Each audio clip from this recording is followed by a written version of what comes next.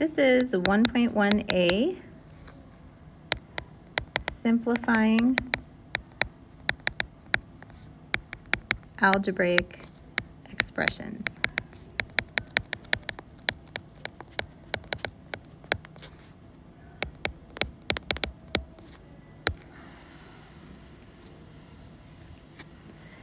So, first we're going to talk about combining like terms.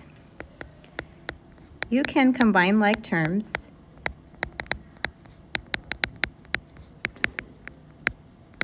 if they have the same variable raised to the same exponent.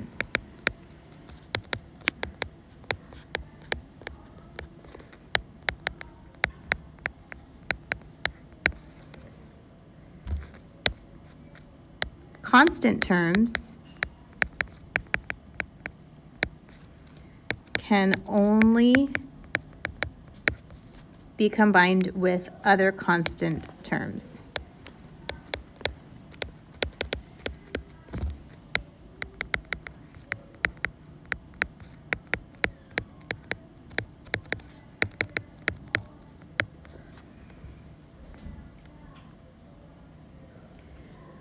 When you're combining constants,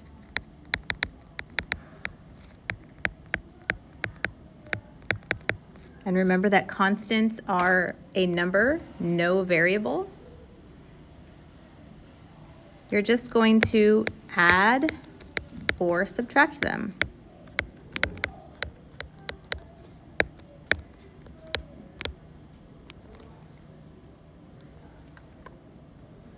So for example, I have 3x plus 5 plus 6 equals 3x, and I'm going to combine terms. So my like terms in 3x plus 5 plus 6, I can combine 5 and 6 to 11. If I have 4x plus 9 minus 2, I know I can combine 9 and negative 2 because they are like terms. So I would end up with 4x, 9 plus negative 2, or 9 minus 2 would be plus 7.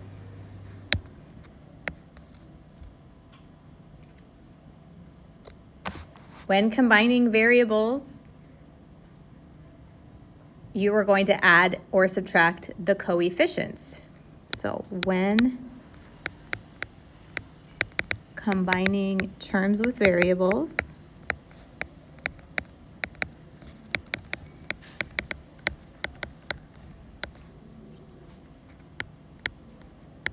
add or subtract the coefficients. Coefficients are the number in front of the variable. So if I have 9x plus 5x, I can combine them because they have the same variable, x, raised to the same exponent, which is 1. The 1 is invisible. So I would add the coefficients, 9 and 5. So I can make this 14x. If I have 7x minus 2x, again, these are like terms. They have the same variable raised to the same exponent. I'm going to add the coefficients. So again, I can do 7 plus negative 2 or 7 minus 2, which is 5x.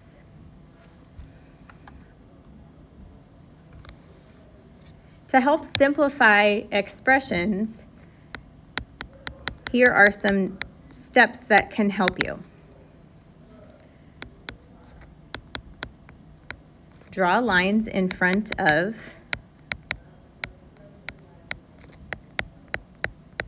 each plus or minus sign.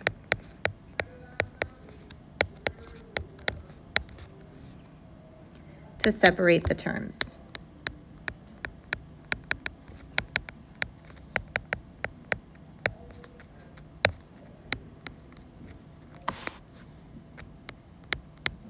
Use shapes to box, circle, or underline the like terms.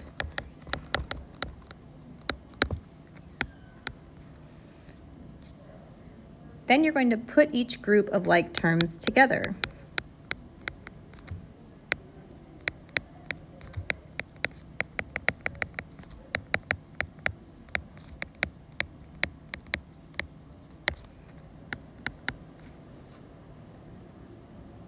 And then you're going to combine like terms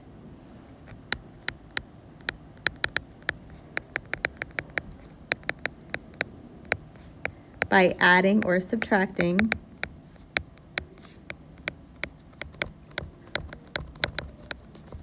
their coefficients only.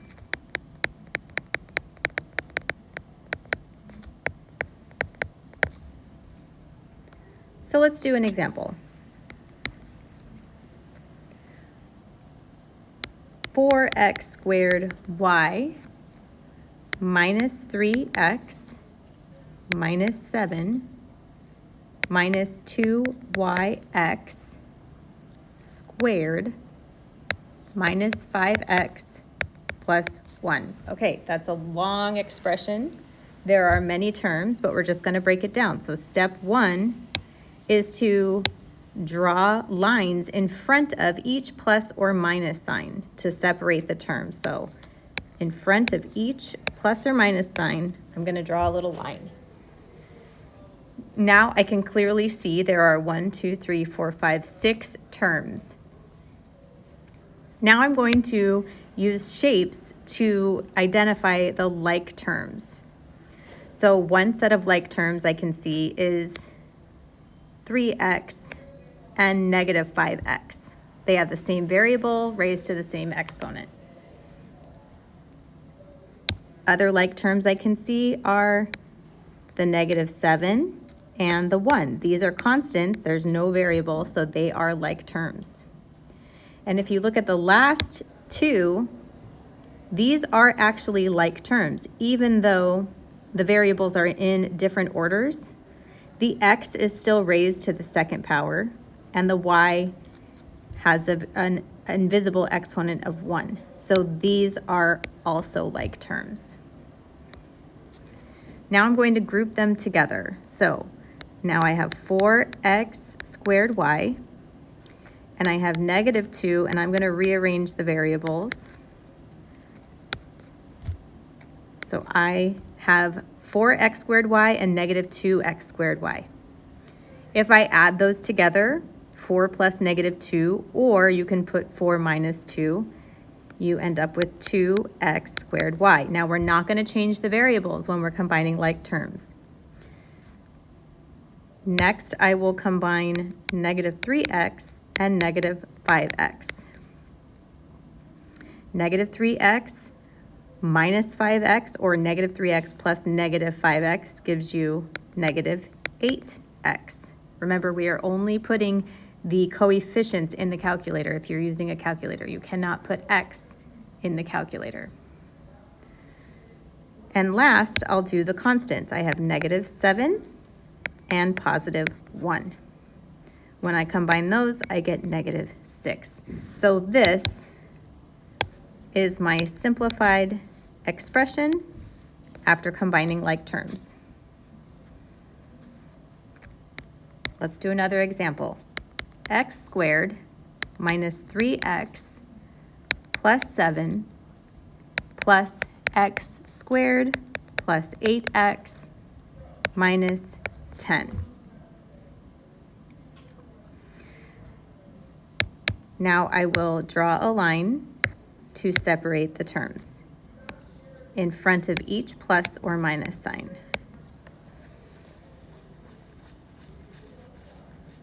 So now I need to identify the like terms. So I can see that x squared and x squared are like terms. Negative 3x and positive 8x are like terms, and my constants 7 and negative 10 are like terms. Now I can combine the groups. So I have x squared and x squared. Now when you don't see a coefficient in front of it, you have to know that it is 1. So 1 plus 1 is 2x squared.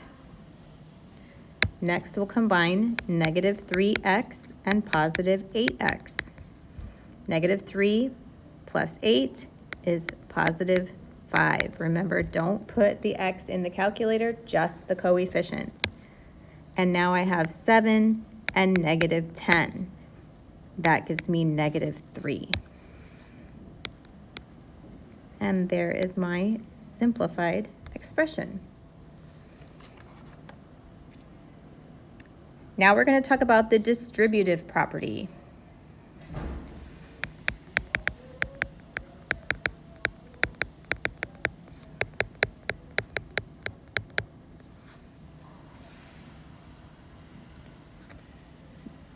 The distributive property helps to make expressions simpler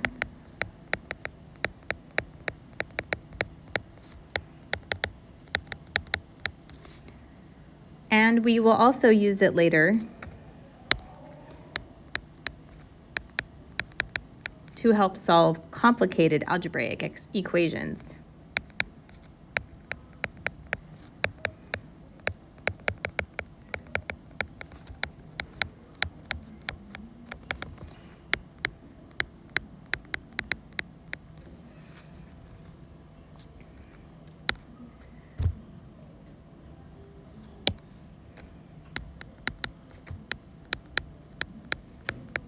An algebraic expression is in its simplest form if it has no like terms and no parentheses.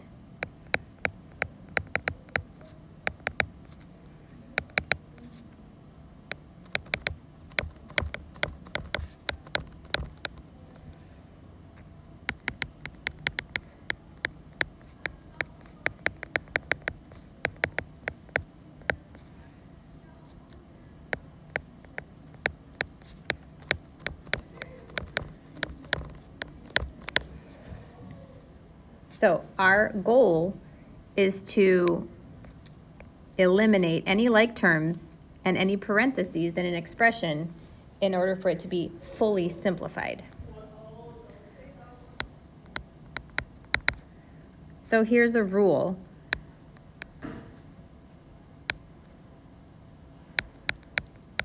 A times B plus C. When you distribute this, you're going to be multiplying the term on the outside by each term on the inside of the parentheses. This is distributing, so we are going to multiply. So if I multiply A times B, and then multiply A times C,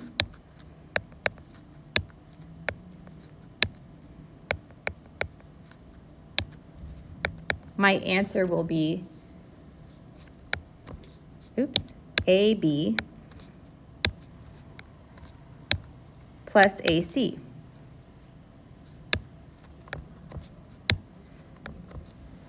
So in this rule, I'm just using variables, but we are going to practice problems with actual numbers.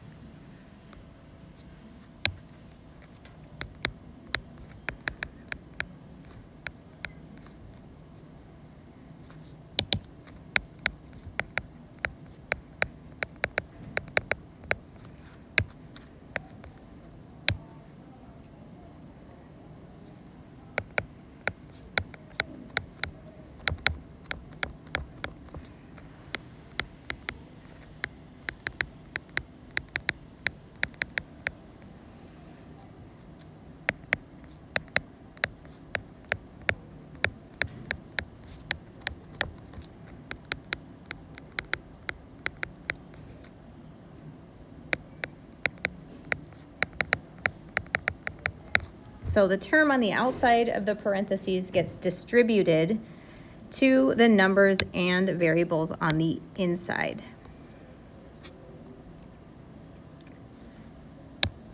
Example 1.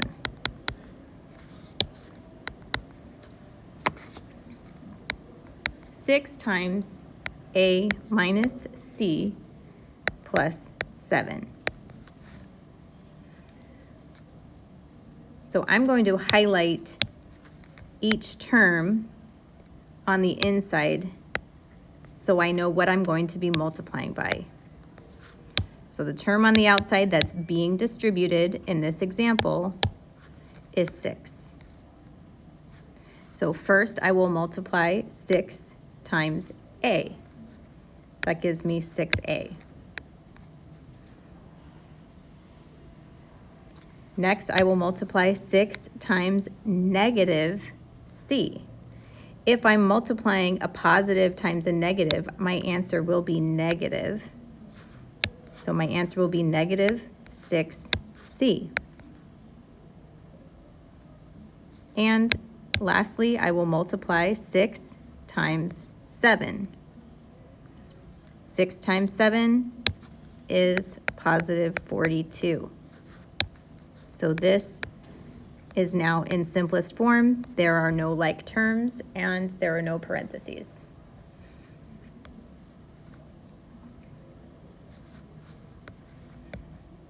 Sorry, this is actually example 3.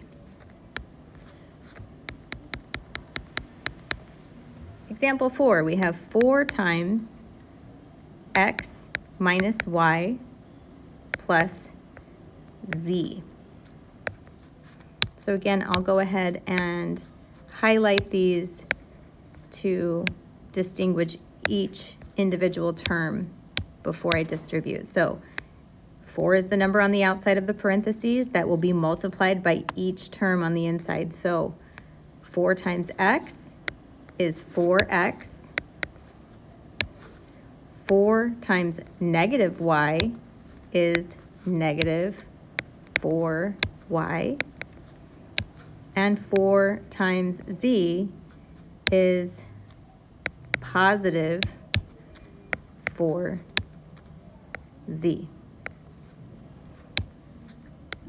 Now there are no like terms and no parentheses.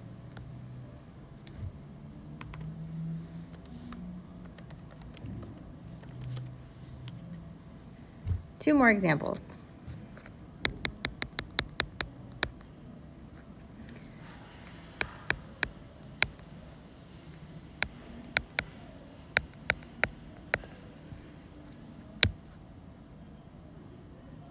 So inside the parentheses, I have two terms, 9x and positive 6. The number being distributed is a fraction 1/3. So I'm going to multiply 1/3 times 9x. You can put a fraction in your calculator, so you can multiply 1/3 times 9. Remember, don't put the variable in the calculator, just the coefficient. So 1/3 times 9 in your calculator should give you 3x. Don't forget to bring that variable down. After you get the answer in the calculator, don't forget the variable. It can't disappear. Now I'll multiply 1/3 times 6. If you put 1/3 times 6 in the calculator, you'll end up with positive 2. Don't forget that plus sign, because if you have two terms inside the parentheses, after you distribute, you should still have two terms. Just like in examples 3 and 4, there were 3 terms inside the parentheses, so there are 3 terms in my answer. Last example, another fraction, 1/2 times 4 minus 8y. So there are two terms on the inside of the parentheses, so my answer needs to have two terms. I'm going to distribute 1/2. So first I multiply 1/2 times 4. This one doesn't have a variable. 1/2 times 4 is 2. 1/2 times negative 8y, I can put 1/2 times negative 8 in the calculator, and I get negative 4y.